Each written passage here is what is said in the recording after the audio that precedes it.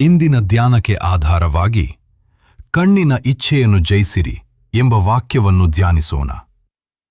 ಯೋಸೇಫನು ರೂಪದಲ್ಲಿಯೂ ಮುಖಭಾವದಲ್ಲಿಯೂ ಸುಂದರವಾಗಿದ್ದನು. ಹೀಗಿರುವಲ್ಲಿ ಅವನ ದನಿಯ ಹೆಂಡತಿಯು ಅವನ ಮೇಲೆ ಕಣ್ಣು ಹಾಕಿ. ಆದಿಕಾಂಡ 39:6 ಮತ್ತು 7. ಕ್ರಿಸ್ತನಲ್ಲಿ ಪ್ರಿಯರೇ, ಏಸು ಕ್ರಿಸ್ತನ ಅತಿ ಮಧುರವಾದ ನಾಮದಲ್ಲಿ ಪ್ರೀತಿಯ ವಂದನೆಗಳು. ಅನುದಿನದ ಆಹಾರ ಕನ್ನಡದಲ್ಲಿ ನಿಮ್ಮ ಆತ್ಮಕ್ಕೆ ಪ್ರತಿದಿನ ನೀಡುವ ಆಧ್ಯಾತ್ಮಿಕ ಆಹಾರವಾಗಿದೆ. ದೇವರ ವಾಕ್ಯವನ್ನು ದೈನಂದಿನ ಜೀವನದ ಅಂಗವಾಗಿಸಲು ಇಂದೇ ನಮ್ಮೊಂದಿಗೆ ಭಾಗಿಯಾಗಿರಿ. ನಮ್ಮ ಯೂಟ್ಯೂಬ್ ಚಾನೆಲ್ಗೆ ಸಬ್ಸ್ಕ್ರೈಬ್ ಮಾಡಿರಿ, ಸ್ನೇಹಿತರೊಂದಿಗೆ ಹಂಚಿಕೊಳ್ಳಿರಿ. ಯೇಸುವಿನ ಸನ್ನಿಧಿ ಆನಂದವೇ, ಆಪ್ತನ ಸ್ವರವದು ಅತಿಶಯವೇ.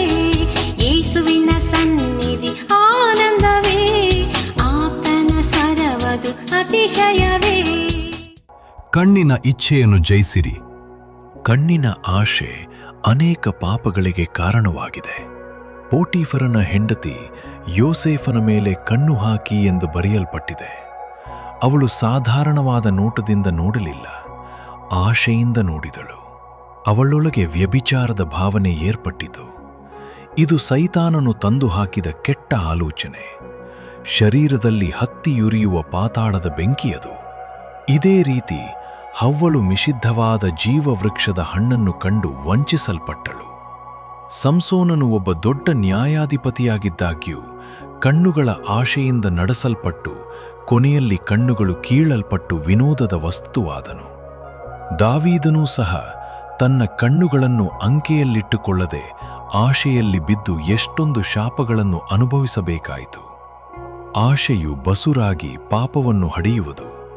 ಆಶೆಗಳು ನೆರವೇರುವಾಗ ಶಾರೀರಿಕವಾಗಿ ಸಂತೋಷ ಉಂಟಾಗುವಂತೆ ತೋರಿದರೂ ತೀರದ ನೋವನ್ನು ಅದು ಆತ್ಮದಲ್ಲಿ ಉಂಟುಮಾಡಿ ಶರೀರವು ಮರಣ ಹೊಂದಿದ ನಂತರವೂ ಸಹ ಅದು ಅವನನ್ನು ಬಿಡುವುದಿಲ್ಲ.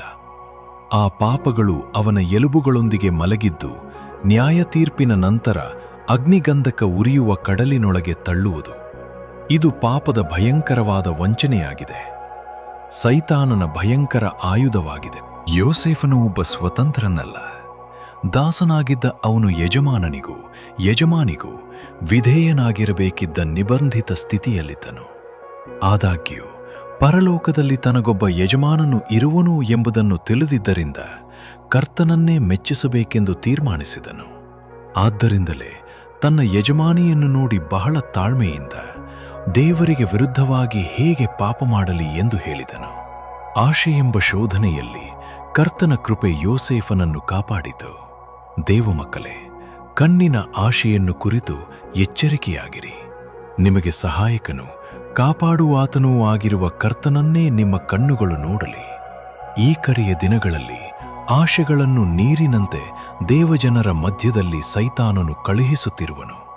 ಸಾಧ್ಯವಾದರೆ ಆರಿಸಿಕೊಳ್ಳಲ್ಪಟ್ಟವರನ್ನು ಶೋಧನೆಗೆ ಒಳಪಡಿಸುವಂಥ ತಿಳುವಳಿಕೆಯ ಸಾಧನೆಗಳನ್ನು ಉಪಯೋಗಿಸುವನು. ನೀವು ತಾಳ್ಮೆಯುಳ್ಳವರಾಗಿ ನಡೆಯುವಾಗ ಕರ್ತನ ಕೃಪೆ ನಿಮ್ಮನ್ನು ಆವರಿಸಿಕೊಳ್ಳುವುದು. ನೀವು ಕೃಪಾಧೀನರಾಗಿರುವುದರಿಂದ ಪಾಪವು ನಿಮ್ಮ ಮೇಲೆ ಅಧಿಕಾರ ನಡೆಸದು ಎಂದು ಅಪೋಸ್ತಲನಾದ ಪೌಲನು ಹೇಳುತ್ತಾನೆ. ನಿಮ್ಮ ಕಣ್ಣುಗಳು ಆಶೆಗೆ ಒಡಂಬಡದಂತೆ ಎಚ್ಚರದಿಂದ ಕಾಪಾಡಿಕೊಳ್ಳಿರಿ. ಆಮೇನ್. ನೆನಪಿಗೆ, ದಾನಿಯೇಲನು 1:8 ಮತ್ತು 9ನೇ ವಾಕ್ಯ, ನಾನು ಅಶುದ್ಧನಾಗಲಾರೆ, ಕ್ಷಮಿಸು ಎಂದು ವಿಜ್ಞಾಪಿಸಿದಾಗ ದೇವರು ಕಂಚುಕಿಯರ ಅಧ್ಯಕ್ಷನ ಮನಸ್ಸಿನಲ್ಲಿ ದಾನಿಯೇಲನ ಮೇಲೆ ಕನಿಕರವನ್ನೂ ದಯೆಯನ್ನೂ ಹುಟ್ಟಿಸಿದನು. ಈ ವಾಕ್ಯಗಳ ಪ್ರಕಾರ ನೀವು ಪಾಪಗಳಿಗೆ ದೂರವಾಗಿ ನಿಂತು ದಾನಿಯೇಲನ ಹಾಗೆ ಕನಿಕರವನ್ನು ದಯೆಯನ್ನು ಕರ್ತನಿಂದ ಹೊಂದಿಕೊಳ್ಳಬೇಕೆಂದು ಪ್ರಾರ್ಥಿಸುತ್ತೇನೆ. ಆಮೇನ್. ಬೇಗನೆ ಮತ್ತೊಂದು ದೇವರ ವಾಕ್ಯದೊಂದಿಗೆ ಭೇಟಿಯಾಗೋಣ.